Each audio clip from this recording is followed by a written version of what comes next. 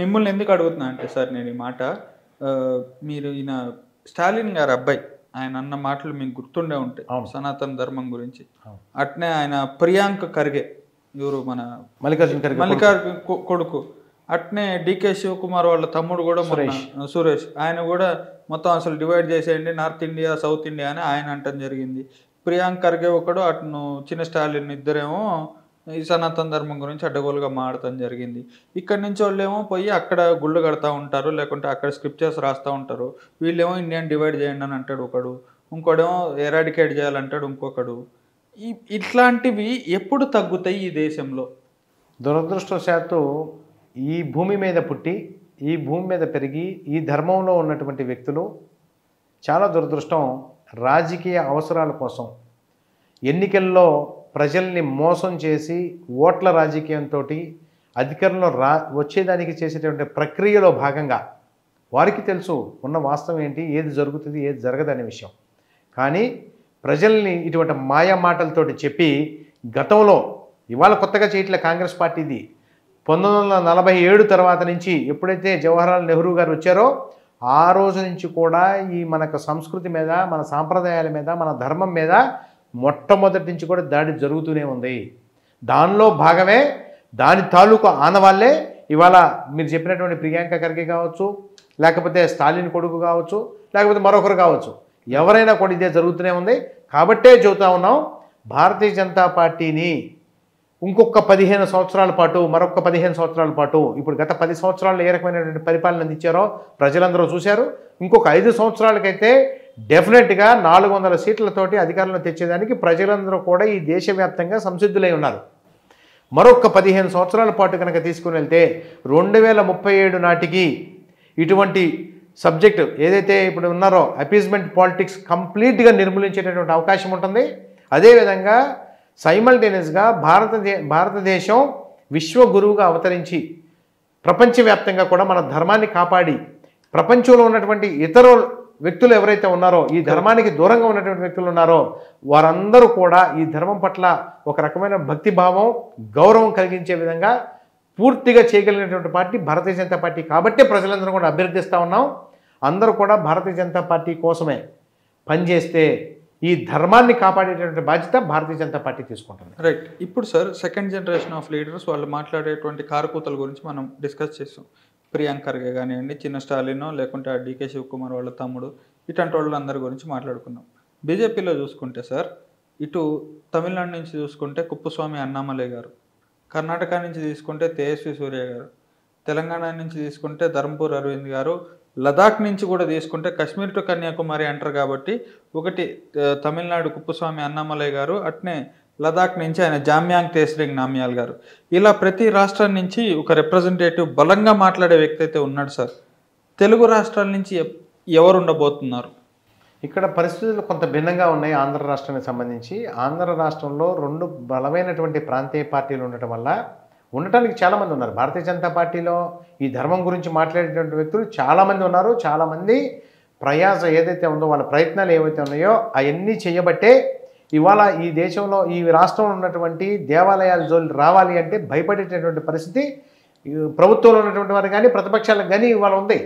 ఇవాళ హిందూ ధర్మాన్నో లేకపోతే భారతీయ సనాతన ధర్మాన్ని కాపాడుతూ ఉన్నారు అంటే కేవలం అది హిందూ ధార్మికులు మాత్రమే కాదు, భారతీయ జనతా పార్టీలో ఉన్నటువంటి సుశిక్షితమైనటువంటి సైనికులు కూడా చాలామంది పనిచేస్తూ ఉన్నారు. ఇక్కడ ఉన్నటువంటి ఒక ప్రత్యేక పరిస్థితి ఏంటి, 2 ప్రాంతీయ పార్టీలు బలంగా ఉండటం వల్ల ప్రజల్లోకి భారతీయ జనతా పార్టీ ఇంకా కార్యరూపం దాల్చి పూర్తి స్థాయిలో గ్రౌండ్ రూట్ లెవెల్లో గ్రాస్ రూట్ లెవెల్లో చేరుకోవడంలో కొంత వెనుకబాటు జరగడం వల్ల కొంత సమయం పట్టింది తప్పితే ఈ దేశానికి అద్భుతమైనటువంటి నాయకత్వం ఇదే ఆంధ్ర రాష్ట్రం నుంచి వెంకయ్యనాయుడు గారు గతంలో అందించారు. అంతకుముందు బంగారు లక్ష్మణ్ గారు ఉమ్మడి రాష్ట్రంగా ఉన్నప్పుడు ఇక్కడి నుంచి అందించారు. అందువల్ల ఇక్కడ ఎటువంటి పరిస్థితుల్లోనూ కూడా మాకు ఎటువంటి వేరే వెనుకబాటుతనం వేరే రకంగా లేదు. ఒకటే కారణం 2 ప్రాంతీయ పార్టీల వల్ల బలమైనటువంటి వాయిస్ ఇక్కడి నుంచి వచ్చేదానికి కొంత సమయం పట్టింది తప్పితే వాయిస్ బ్రహ్మాండంగా ఉంది. దీనిలో ఎటువంటి ఆలోచనే లేదు. రాబోయేటటువంటి 5 సంవత్సరాల్లో అదంతా కూడా ఈ ప్రజలు కానీ ఈ దేశం కానీ చూడబోతా ఉంది. రైట్. అయితే ఈ రాష్ట్రంలో నూతనంగా వచ్చినటువంటి లీడర్ ఎవరైనా ఉన్నారంటే షర్మిల గారు సార్. ఆవిడ ఒక 10 స్పీచ్లు ఇస్తే 10 స్పీచ్ల్లో ఆన్ అన్ యావరేజ్ 2 సార్లు అయితే మణిపూర్లో క్రిస్టియన్స్ మీద దాడులు జరుగుతున్నాయి, టార్గెటెడ్గా క్రిస్టియన్స్ని మణిపూర్లో అటాక్ చేస్తున్నారు, మన సీఎం క్రిస్టియన్ అయి ఉండి ఏం చేస్తున్నాడు అని ఈ మత రాజకీయాలు అయితే మొదలైనవి. ఇప్పటి వరకు ఆ పేరు మీకే ఉండేది, బీజేపీ మాత్రమే మత రాజకీయాలు చేస్తుంది. ఇప్పుడు వీళ్ళు మొదలెట్టారు. అసలు అక్కడెక్కడో మణిపూర్లో, సరే సార్ మణిపూర్లో జరిగింది దారుణమే, మీరేం చేశారా చేయలేదా అని దేవుడికి తెలుసు. ఇక్కడ అసలు క్రిస్టియన్స్ని దాడి చేస్తున్నారు, ఏం సార్ మాకు ఈ దరిద్రం? ఇప్పుడు ఆవిడ ఒక రాజకీయ పార్టీకి సంబంధించిన అధ్యక్షురాలుగా మాట్లాడితే ఒక కులాన్నో ఒక మతాన్నో వెనకేసుకొచ్చేటటువంటి పరిస్థితి లేదు. కానీ ఆవిడ ఒక మత రిప్రజెంటేటివ్గా మాట్లాడుతూ ఉన్నారు. నేను ఒకటి అడుగుతా ఉన్నాను, ఈ రాష్ట్రంలో ఉన్నటువంటి మిగతా ప్రజలు కాదా? హిందూ ధర్మం మీద జరిగినటువంటి రామాలయం మీద జరిగినటువంటి దాడికి వారు కనీసం ఒక్కసారైనా స్పందించారా?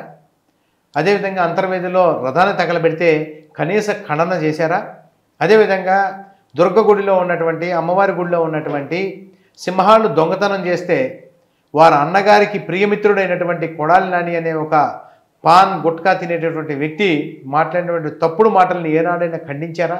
లేదు ఈ రాష్ట్రంలో ఉన్నటువంటి మహిళల మీద, బడుగు బలహీన వర్గాల మీద, పేదల మీద, బీసీల మీద దాడి జరుగుతూ ఉంటే కనీసం ఏ రోజైనా ఒక్కసారైనా స్పందించారా అని చెప్పి ఈ షర్మిల గారిని అడుగుతా ఉన్నాం. మేము మరొక విషయాన్ని కూడా ఈ సందర్భంగా గుర్తు చేయదలుచుకున్నాం.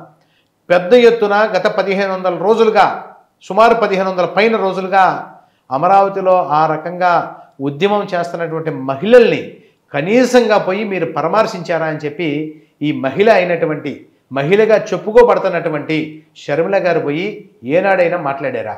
ఇవన్నీ లేనటువంటి మీరు ఎక్కడో క్రిస్టియన్స్ మీద దాడి జరిగింది, ఎక్కడో లేకపోతే ఒకటో అరో ఎక్కడో ఏదన్నా మీరు వాళ్ళకున్న వ్యక్తిగత తగాదాల వల్ల జరిగినటువంటి దాడిని ప్రస్ఫుటంగా చేసేటటువంటి ప్రయత్నం చేస్తున్నారు తప్పితే ఆవిడికి ఈ రాష్ట్రం మీద కానీ, ఈ ప్రాంతం మీద కానీ, ఈ ప్రజల మీద కానీ, ఇక్కడ ఉన్నటువంటి అవసరాల మీద కానీ ఎటువంటి ఆపేక్ష లేదు. ఆవిడ ప్యూర్లీ ఒక మత ప్రచారకురాలుగా ఇక్కడికి వచ్చి వారు మాట్లాడుతున్నారు. వారు భర్త గారైనటువంటి అనిల్ గారు మత ప్రచారంలో ఉన్నారు. దానిలో భాగంగా ఈవిడ కూడా అటువంటి ప్రచారాన్నే చేసుకుంటా ఉన్నారు. ఇంతకుముందు వారు అన్నగారు షో చేసి కొంతకాలం ప్రజలను మోసం చేశారు. ఇప్పుడు చెల్లి గారు వచ్చి అదే షో కంటిన్యూ చేసే ప్రయత్నం చేస్తూ ఉన్నారు. రైట్. చివరిగా సార్, ఇంటర్వ్యూ ముగిచ్చే ముందు కొన్ని ప్రశ్నలు సార్ మీకు. భారతీయ జనతా పార్టీ పురంధేశ్వరి గారి నాయకత్వంలో ముందుకెళ్తా ఉంది ఆంధ్రప్రదేశ్ రాష్ట్రంలో. ఎన్ని సీట్లు పొత్తుతో వెళ్ళినా పొత్తుతో వెళ్ళకపోయినా ఆయన యావరేజ్ ఇన్ని సీట్లు ఖచ్చితంగా గెలుస్తామని మీరు ఏమన్నా చెప్పగలరా? పొత్తు విషయాల మీద పూర్తిగా కేంద్ర పార్టీ తీసుకునేటువంటి నిర్ణయాన్ని బట్టి ఆధారపడి ఉంటుంది కాబట్టి నేను దాని మీద ప్రస్తుతానికి వ్యాఖ్యానించదలుచుకోలేదు.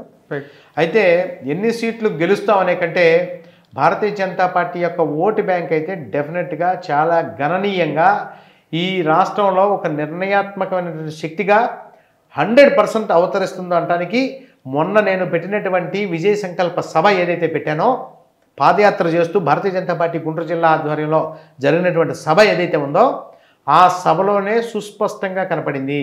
ఒక నియోజకవర్గ స్థాయిలో జరిగినటువంటి సభకి సుమారుగా 6,000 మంది పైన వచ్చారు అంటే అది భారతీయ జనతా పార్టీ పట్ల ప్రజలలో పెరిగినటువంటి ఆదరణ.